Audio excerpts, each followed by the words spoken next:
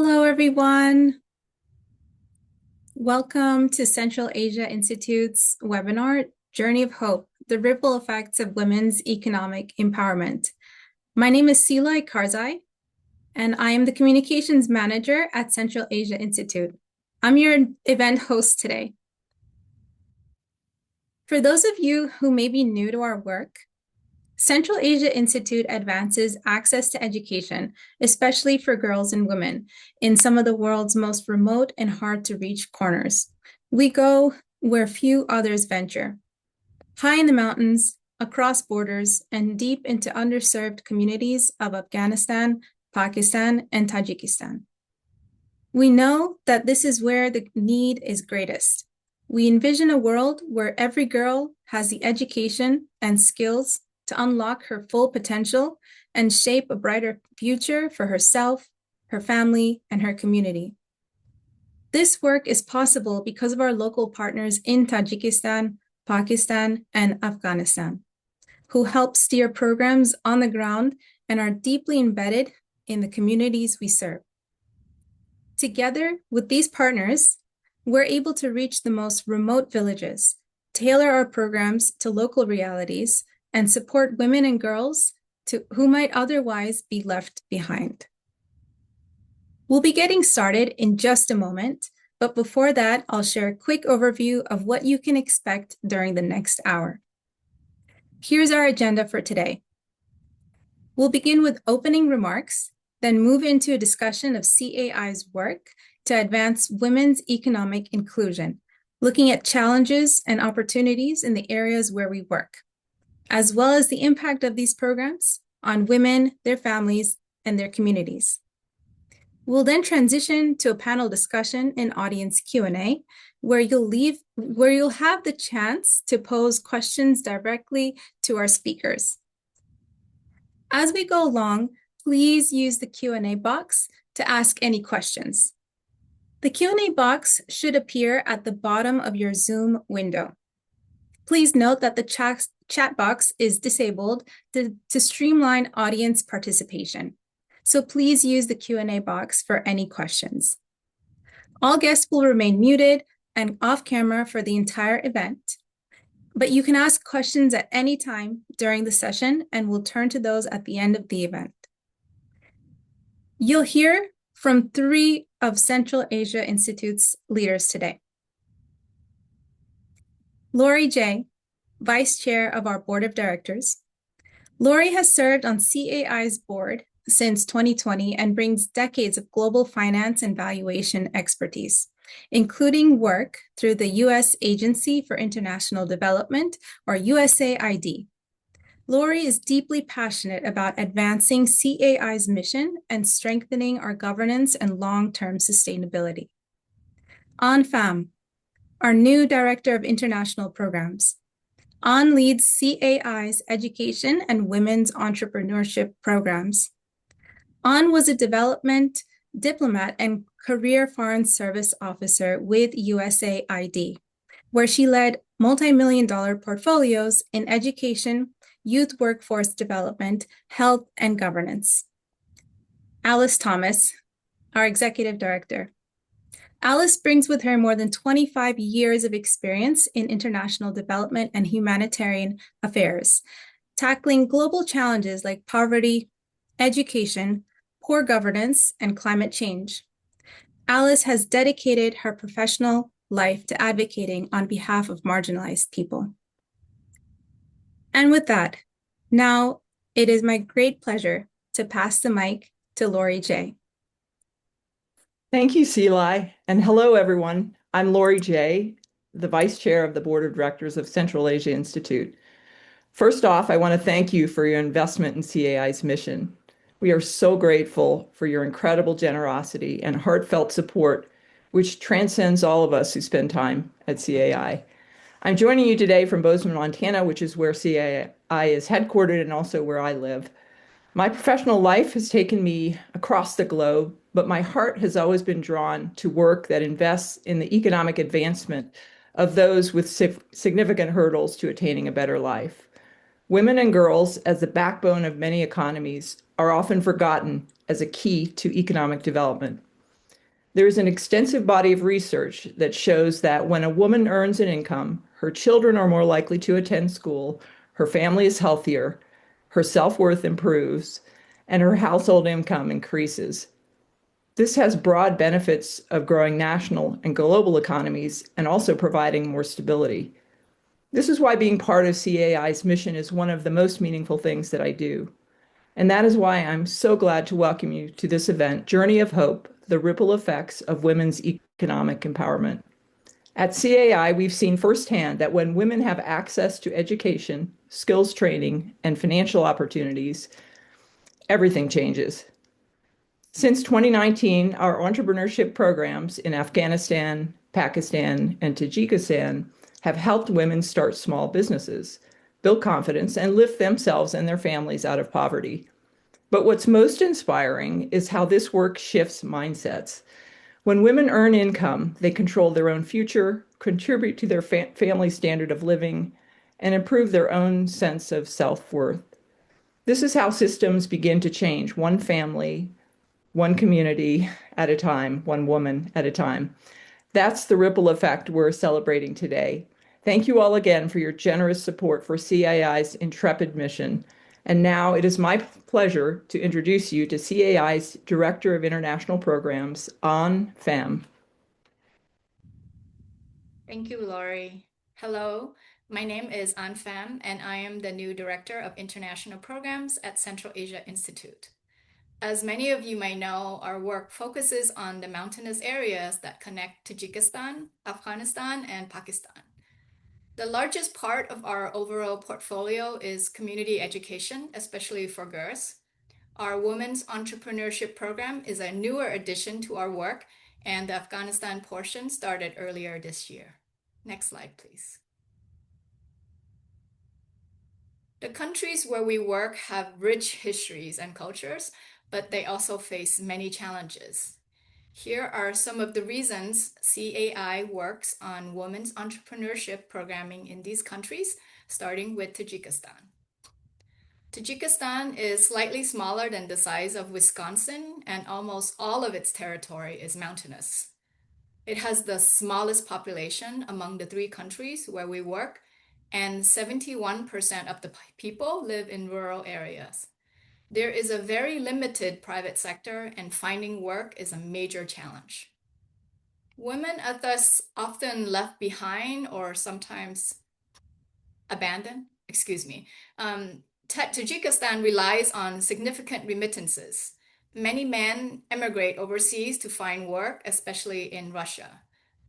As a result, women are left behind or sometimes abandoned, and they become de facto heads of household. Many women struggle to support their families with limited access to education, resources, and employment. Next slide, please. Our next country is Pakistan. It's about twice the size of California.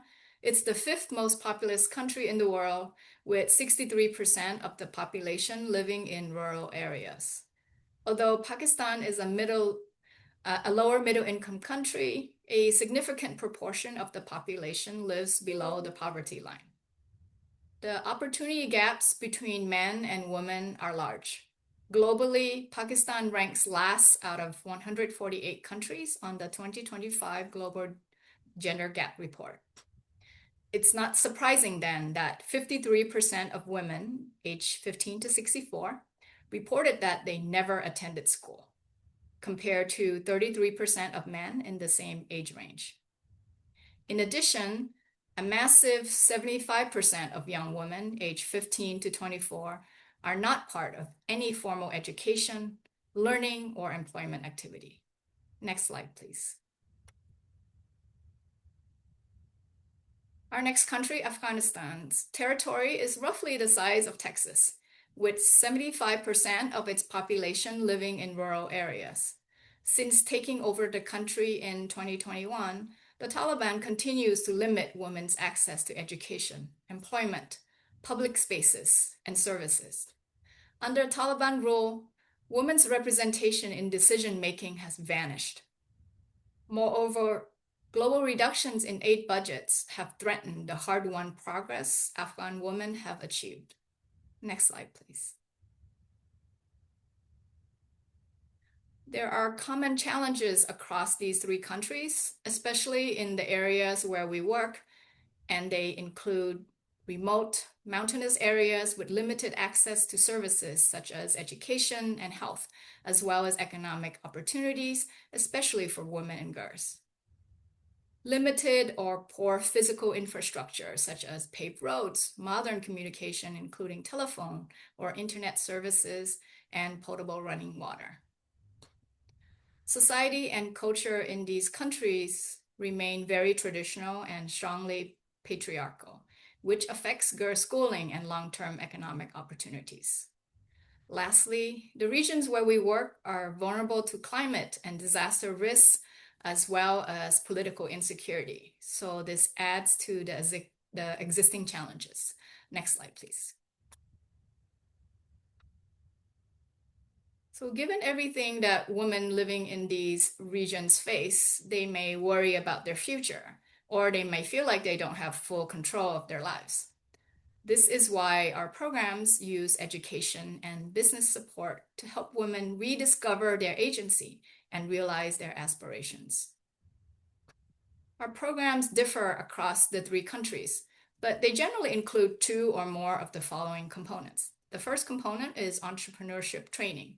This includes soft skills such as financial literacy, business planning, business development, marketing, branding, and other knowledge needed to start and run a small business. The second is technical skills training. This focuses on hard skills such as growing mushrooms, drying fruits, raising dairy cows, and making milk and other dairy products like yogurt and cheese, as shown in the photo here. And the third component is business startup assistance. This can include support such as initial capital or equipment and other items required to put the technical skills to use, as well as mentoring and similar types of support. Next slide, please. Here are some photos to give you a better sense of our work, starting with examples from our program in Tajikistan. On the right side is a completion ceremony for one of our program participants in entrepreneurship education. The program is run by our partner, Central Asia Institute, Tajikistan. On the left side is a program participant showcasing her products, handmade traditional Tajik socks and hats. Next slide, please. This is our program from Pakistan. On the right side are examples of handmade fruit processing products, jam, and dried apricots. The program is run by our partner, Moen Foundation. And on the left-hand side is a photo of Alice, our executive director, with program participants and their family members. Next slide, please. For our Afghanistan program, we have two local partners, Shining Star and Wadan. On the right side is a photo of women from the mushroom cultivation program, and on the left side is a woman making pastries and preserves for her home-based business. Next slide, please. At CAI, we monitor and assess our programs to ensure transparency and program effectiveness. We do this through independent third-party consultants who have found that our women's entrepreneurship program have increased confidence and improved agency, increased income, and increased decision-making power and influence for our program participants. I'll give a few examples of our program impact. In Tajikistan, an independent evaluation found that 91% of the participants surveyed reported making their own decisions on spending earnings.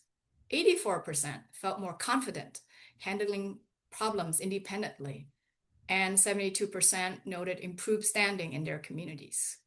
Most participants reported that their small businesses began generating income within a few months, leading to noticeable increases in household earnings. In Pakistan, an independent consultant found that participants reported that they feel empowered from directly earning and managing their own income, marking a significant shift in their economic agency.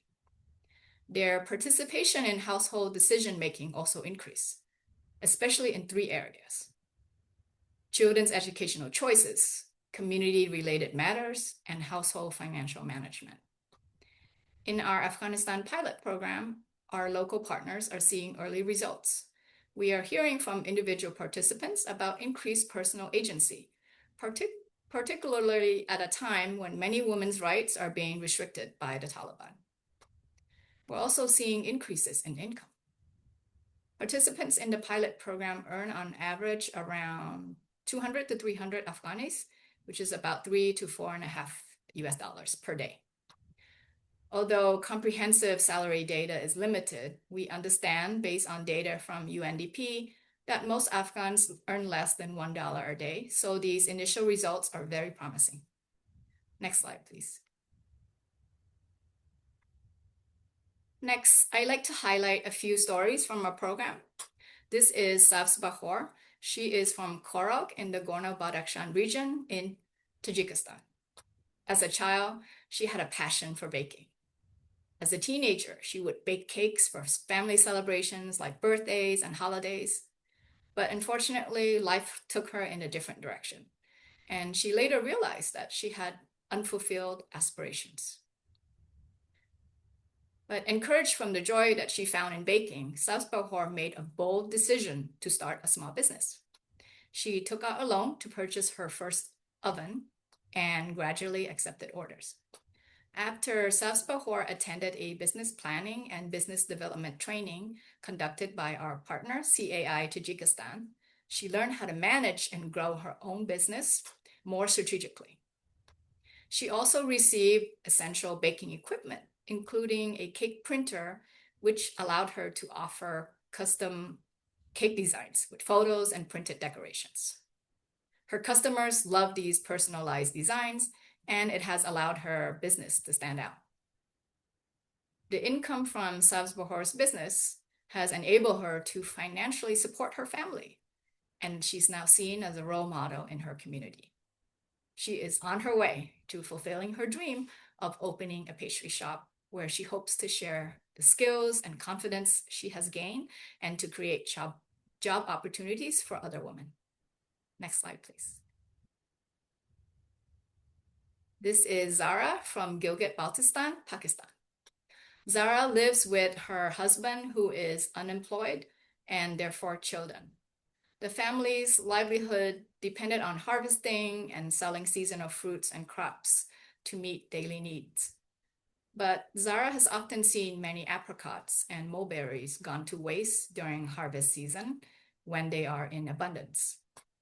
Life in the village was hard, especially for women. Zara's days were filled with cooking, cleaning, caring for children, and working in the fields. She didn't have many opportunities, but she dreamt of doing something meaningful for her family and herself. She yearned to be able to support her family financially. Then an opportunity came, and Zara joined a CAI-funded fruit processing training program implemented by our partner, Moen Foundation. She received tools and equipment and learned hygienic fruit drying methods, proper packaging and marketing techniques. After a few months, she produced high-quality dried apricots and mulberries and sold them to earn an income.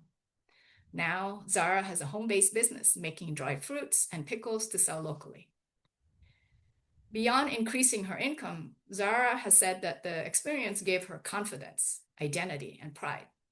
She is now a businesswoman, a role model, and a source of inspiration for other women in her village. Next slide, please. And finally, this is Saida from Afghanistan. Saida is 26 years old and lives in Badakhshan province. She married very young, and her husband went to Iran to work. When he suddenly divorced her, she returned to her parents' home. She struggled with the life changes. She developed health issues and became financially dependent on her family. In her darkest moments, Saida gave up on herself. But her life changed when she joined our women's entrepreneurship program implemented by our partner, Shining Star. Saida began working at a dairy production and processing center. She received equipment and funds to buy raw materials to produce high-quality dairy products for the market. Saida has said that the training has given her hope. She felt that she has regained control over her life and can provide for her children. Her health has improved.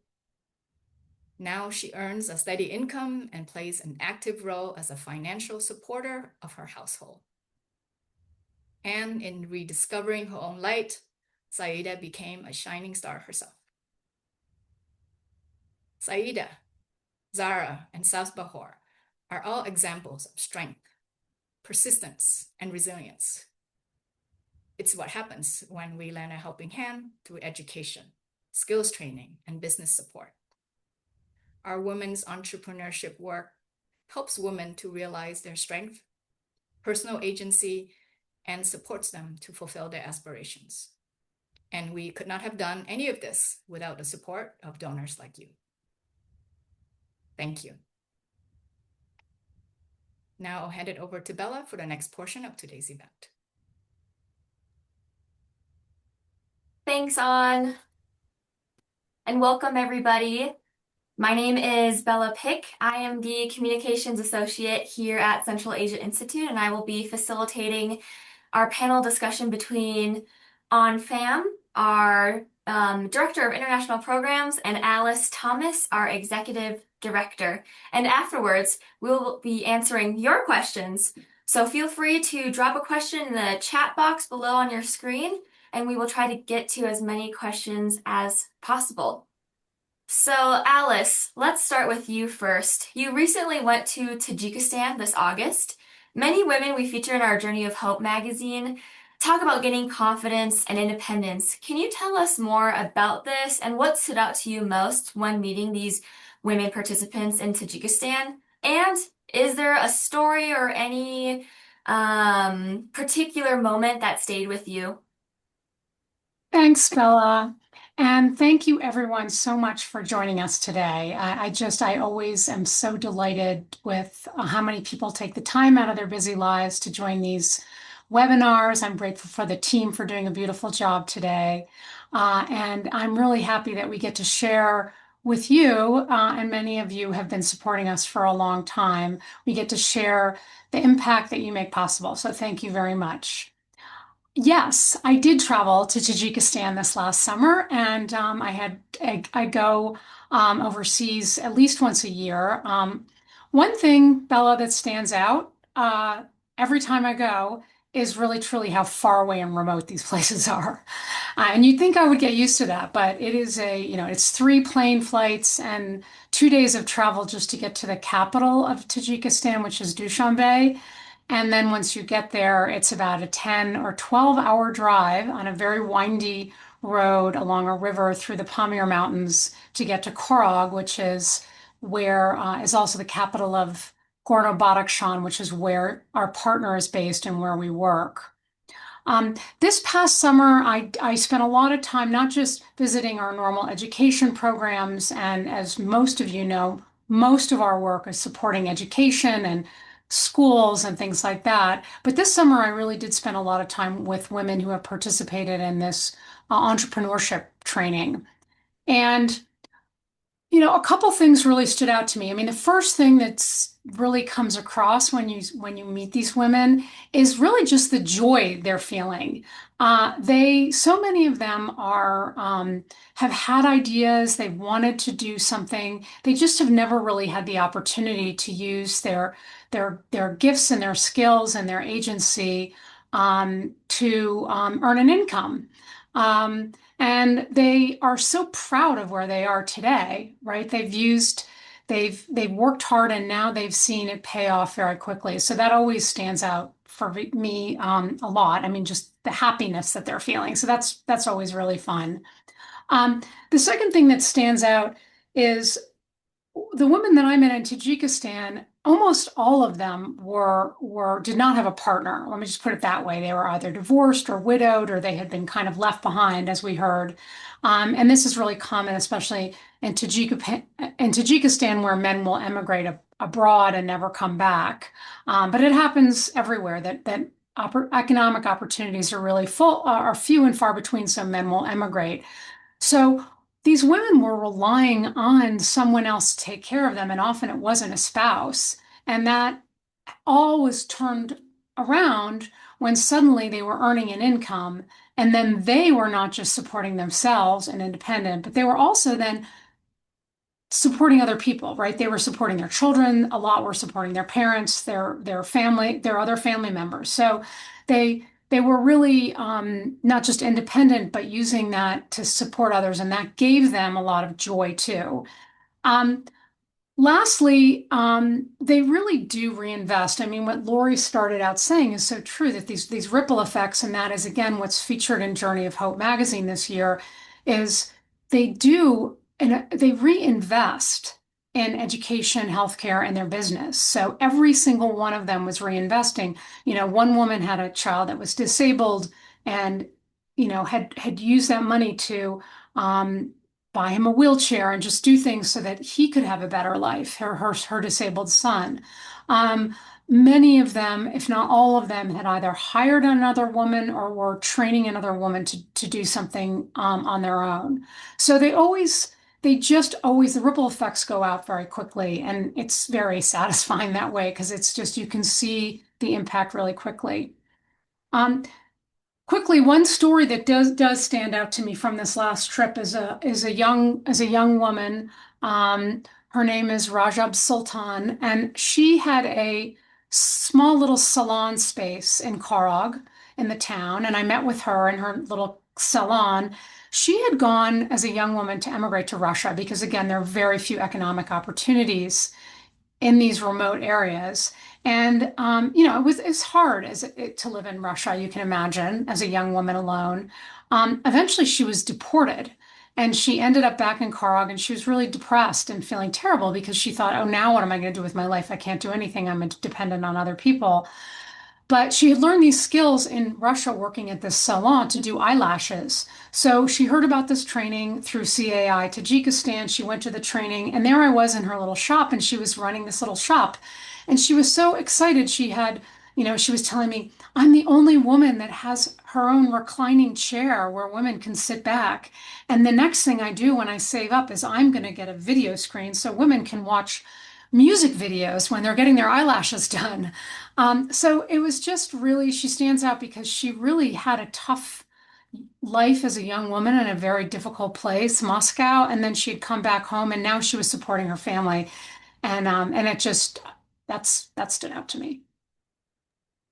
Well, thanks, Alice. It's always so interesting hearing about your travels and these stories. I'd like to ask you a question now. What does success look like for these programs? And what's next for CAI's women's entrepreneurship programs? Thanks, Bella. I think from a programming perspective, I see education as a tool to help people, especially women, to create change in their own lives. Our entrepreneurship work provides the support that women need, not just for opening small businesses, but to help them learn important skills that they can use in everyday life, like problem solving, critical thinking, financial literacy, and collaboration. Program participants can use these skills along with the startup resources that we provide to transform their own lives or to help or support others. And when women are able to do things for themselves, we see that this increases their confidence and their agency. And their increased earnings also give these women a measure of economic independence, as Alice has mentioned. It helps to elevate their influence within their own household and also sometimes within their communities. So anytime that our work can support women to create change and start building a better life for themselves and their loved ones, I consider that their success. That's great. Thanks, An. Did you have more to say? I'm sorry, An. Yes. In terms of what's next, I'd like us to build on our achievements. It takes a few years for our business to mature, so our goal is to continue to support our participants to help them realize their aspirations. Thanks. Wonderful. Thank you so much. Alice, just going to jump back quickly to you about your travels. You've traveled multiple times across Central Asia. what are the common threads you see in these women's stories from Afghanistan, Pakistan, and Tajikistan? Yeah, I mean, I've traveled not just across, Central Asia. I've traveled across, like, had the opportunity in my career to travel across all of Asia and Africa and Latin America. And I will tell you, and An will know this too, because she has a similar career, is that women everywhere really have very common values and preoccupations. They worry, particularly in the developing world where they don't have opportunity, they really worry about their families. They have to worry every day. And even in the United States, we worry every day about our children. So they worried about their families. And they value, in this part of the world and everywhere, they value education. And that's very common. I mean, you'll see that in places where education is not a right, is not automatic, education is a gift. And families realize and mothers realize that it is their children's ticket out of the cycle of poverty that they may have grown up in, or their parents and their grandparents definitely grew up in. So there's a high premium on education, and they always will grab it whenever they can, and they want to use it and they want to invest in it. I'd say that another very common thread is that women work very hard. I mean, women in this part of the world work 24/7. The vast majority never get paid for it. They work from sunup to midnight every day. And so when you give them, and they have a lot of talent and a lot of skills to give, so when you just give them that opportunity, they really run with it.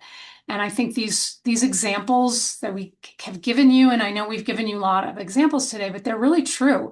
They really come across in all three different countries, which are all very different countries, is that very quickly these women will take off as soon as you give them a little bit of opportunity. Thanks, Alice. So before we go into the audience Q&A, I'm going to ask you one more question to finish off. So how do you see these programs evolving in the upcoming years? Gosh, I think it's hard to predict what will happen in the future, but I do hope to expand CAI's entrepreneurship work if there is enough funding. As you've seen, these programs help people to help themselves. And this is so important in places where there are so many challenges that people, often women, but not always, feel as if they are stuck and that they have no control over their lives. So programs that support economic inclusion also helps women to regain their personal agency, and it's so powerful in that way. And research has consistently shown that when women have decision-making power and access to income, they tend to spend it on children's nutrition, health, and education. And this spending pattern often leads to improved family well-being, and it positively impacts human development. In the future, I'm looking to pilot different types of support to compare their effectiveness and to collaborate with our local partners to scale up what works. I am especially excited to work more on cash-based forms of support. When women have access to cash, they spend it in ways that benefits their families and their communities. And cash assistance also supports their decision-making skills and their personal agency. And there is evidence that combining them with various types of support, such as training or education, can further improve program results. So going forward, I'd love to collaborate with research institutions to learn from our programs, to adapt our work, and increase the evidence base for what works and what doesn't work in the areas where CAI operates. Thanks, Bella. Awesome. Well, thank you so much, An and Alice, for your thoughtful answers and for giving us a glimpse of what life is like in the countries that Central Asia Institute works in. So now we are going to move on to the audience questions. And thank you so much to all of our audience members who submitted a question. And I apologize in advance if I say your name wrong. So let's see. We have a great question from Gil, who asked, do you monitor those students who have gone through their education in CAI schools who become teachers?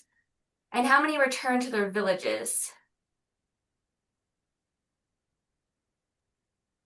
I can take that question. So as I mentioned earlier, we do programming, we do monitoring and evaluation for our program, and we hire independent consultants who are third parties to do this monitoring. So we do follow our participants. So we have that data.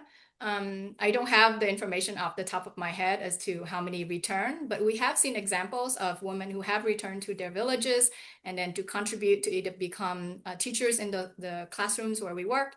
And also, they go on sometimes to government schools as well. So they do return. But off the top of my head, I don't have like a full data. But we have seen many cases like that. Yes. Yeah, and I mean, I feel like every time I go visit a school, particularly in Pakistan, where we've been the longest, and many of these schools we've supported for now going on 3 decades, invariably I'll ask all the time to the teachers, did any of you go to this school? Because these are very remote communities.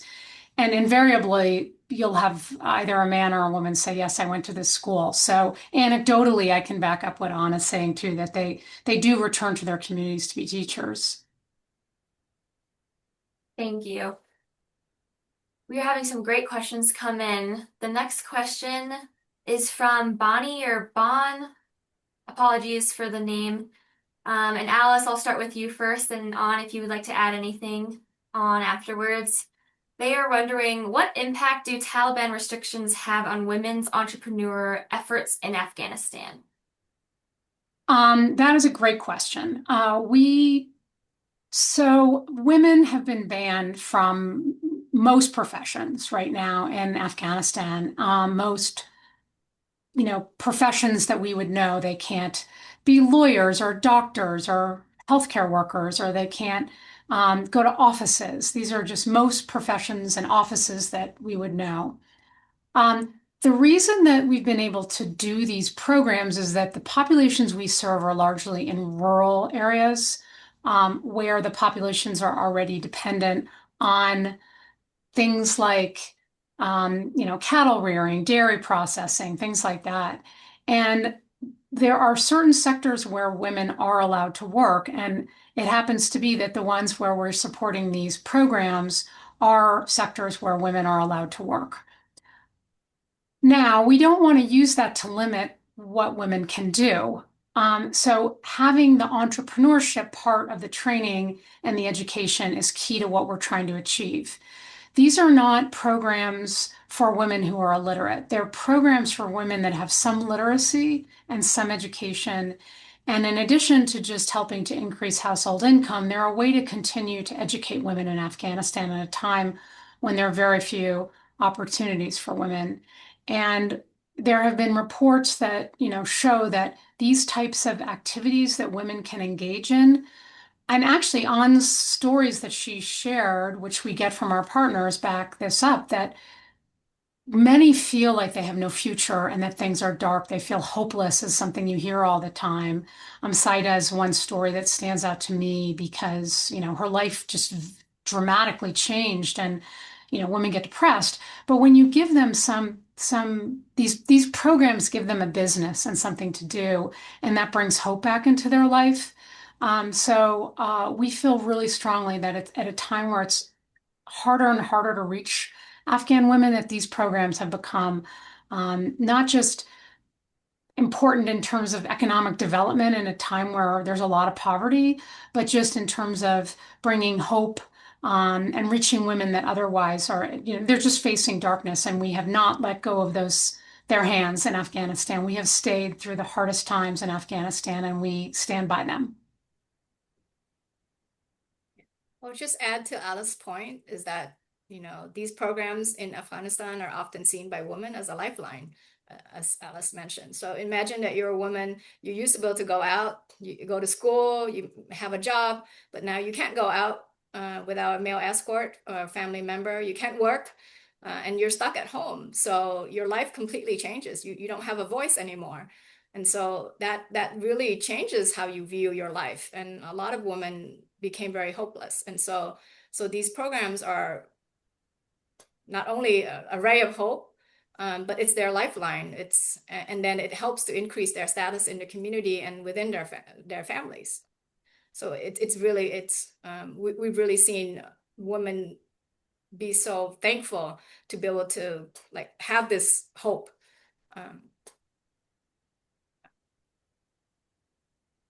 Yeah, that makes a lot of sense. Thank you, Alice and On. On, I'm gonna jump to you again with this next question, and same as last time, Alice, if you want to hop in afterwards, please feel free. This is from Suzanne. Thanks, Suzanne, for your question. Her question is, how long do you continue to support women under your entrepreneurship program? So as I mentioned in my presentation, it takes a few years for a business to mature.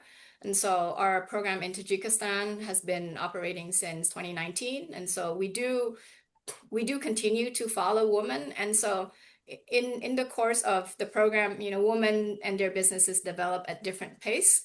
And so if they continue to need support, we will continue to help them. But some women may at some point graduate from the program because their business has matured and they're able to hire other women or other people. And so it really depends. But our intention is that we do support and continue to follow our participants so that they can get additional support as they go through the program.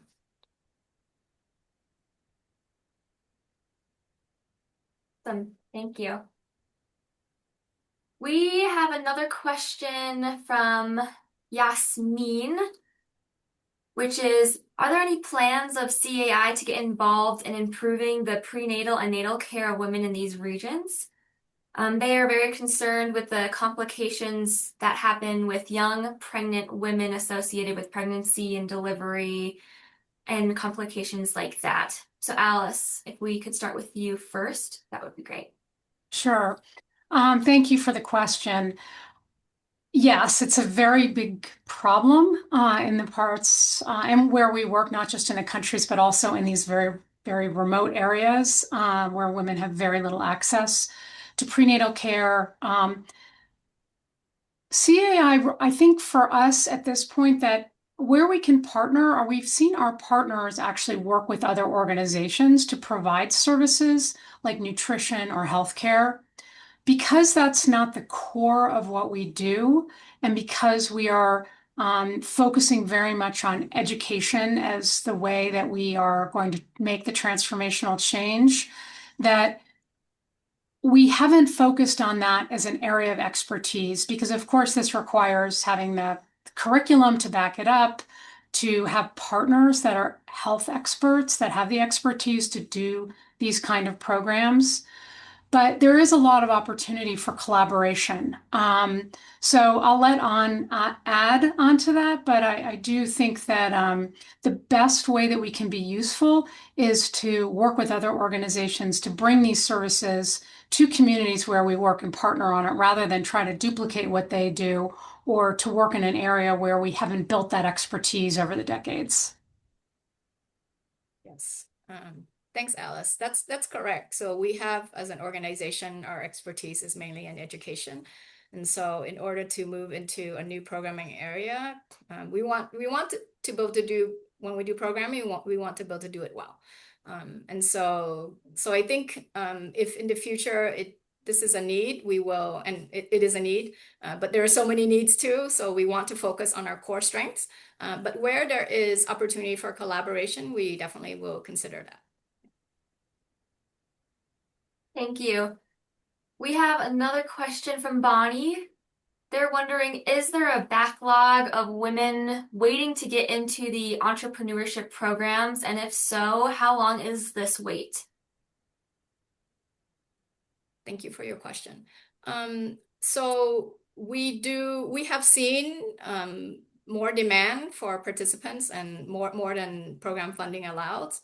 I do not have the data on how long this backlog is, but we have seen that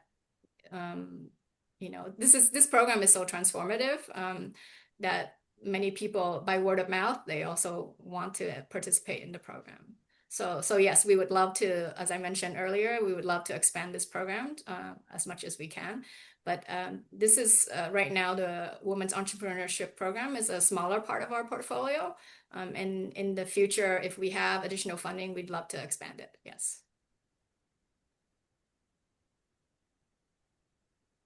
Thank you. So it looks like we have time for just one more question. And again, a huge thank you to all of the participants who asked these questions. They're very wonderful, and we're happy to answer these and see all of your comments and questions. Okay, so for our last question, it is, what are the biggest cultural or structural barriers women still face when trying to start or grow their small businesses in Afghanistan, Pakistan, and Tajikistan? And how does CAI help, and how do the programs help them overcome these challenges? Well, that is a great question. There are, I would say, and again, we'll chime in, but they're a little different in each country. So I would say, obviously, in Afghanistan right now, they're facing the biggest challenges because women have been banned from so many activities. And I know one thing with the program there, which is now going into its second year. So our most recent program is in Afghanistan, and it's the newest one. For instance, accessing capital. So the would like to support, build into these programs ways, and we're trying to find ways for women to access capital, which is a barrier that they face in these countries. A lot of times they can't go alone and open a bank account. They have to go with a male member of their family. But in Afghanistan, there's a question about how much they can even control and have access to a bank account once it's set up. So there's certain barriers that we face there that are going to be difficult to overcome. They can't travel around by themselves now in Afghanistan. They have to go with a maharam. So a lot of them are doing these activities at home. They do have maharams to help them to go to markets sometimes, but this you can't I can't imagine what it's like where you can't even go outside of your house to go buy what you need to do your business, right? So it's enormously challenging in Afghanistan. In Pakistan, because I've had the opportunity to travel and see all of these programs, in Pakistan, I would say they have these apricot businesses have really taken off, and the packaging has gotten more professional. The product is terrific. They just have a really hard time accessing markets. So I would say their hope and the hope of Mowen Foundation, our partner, is to connect these small women businesses to bigger markets in Islamabad or Karachi or Lahore or big cities. But market access is a huge barrier. And again, it has to do with the remoteness. I would say that's true again in Tajikistan, where the Gorno-Badakhshan region is so remote. I would say they're probably one of the unique barriers is just how little investment and economic activity there is in Gorno-Badakhshan. It's so remote. It's so underserved from the national government that immigration still becomes like what many women will do. And we struggle sometimes, even with our scholarship programs, that will educate people and then we see they leave, they emigrate away because once they create a business or they get educated, they want to leave because there's so few economic opportunities. So those are just some of the common but unique barriers that we see that they face. I'll add a little bit to Alex's point too, is that at least in the initial part of starting a business, a lot of the barriers are cultural barriers and perception barriers. Whether women can do this, can women, run a business? Do they have the ability to do that? And so part of our program is to provide them with the confidence, right? And so the soft skills, and then as they participate in the program and they start to do things for themselves, and then they gain the confidence, but it also shows other family members and others in the community that women can do this. They can run their own business. And so that's really helpful. And as Alice and Lori mentioned earlier, it really changes the perception of these women from the vantage point of other family members as well as community members. And so as they grow in their business, then their status changes. And so it's really it's like sometimes that initial barrier of perception is even more important than doing some of the work itself. But yeah, definitely the other key change, the other key, I think, barrier, as Alice mentioned, really across all countries and even beyond these 3 countries where we work, is really access to finance. And it's often because in many countries, women don't have any like land assets, or if their houses or any land is usually not in the husband's name. And so that is really hard for them to get formal capital. In our programs, what we do is that's the reason why we provide cash assistance. And so we do more like informal ways to access capital, because it is very difficult. Well, thanks for your thoughtful responses, and thank you again, everyone. We're now going to switch gears and go back into this presentation. So I will now hand it over to our host, Silai Karzai. Thank you so much. Thank you for your participation and for your thoughtful questions you've shared during today's event. Thank you, Alice, An, and Bella, for the thoughtful conversation. All of our work is possible thanks to everybody in the room. Thanks to you. We are grateful for your support. Now, before we close out, we want to share a brief video from Naz Bibi, a woman from Tajikistan who runs a successful greenhouse business through CAI's programs. She would like to personally express her gratitude in her native language. Please note that the audio is a little low, so please turn up the volume on your speakers if you can.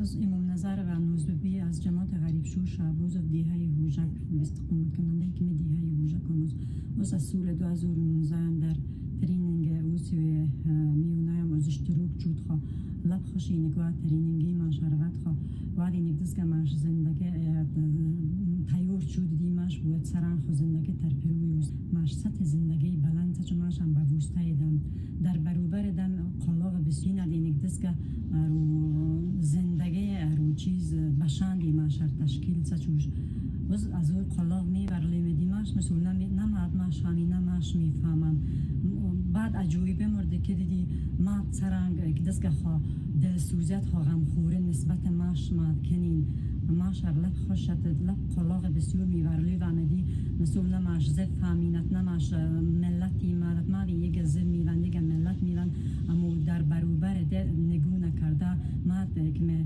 ماش سطح زندگی ممکن او محتاج ماش خلط سطح زندگی پس داری بود اما باوسته می ماش کشش اوستا خو زندگی بولو واردیان چیدو باوسته یک می موزشین ماش یفته خویامت بیکترینگی ماش السنه لب خوشم لب خلاق بسیار میورلیم مولودی ور خیر دید لک فخ وقتت سربلند سرفروز دادین دیو مینت لک برابس ماسود هر چیزی دام ماشر در خویش تجمعش مس خویش کنم آماش محبوب جینان دم سرفت وقت ماش قط بلند آم میرم نیفکور خیرت برکت دید این شولو دگر فهمسید مثل خوارت برودر لک من بعد ماش خوبین تر پرویوز بس وزم دست لید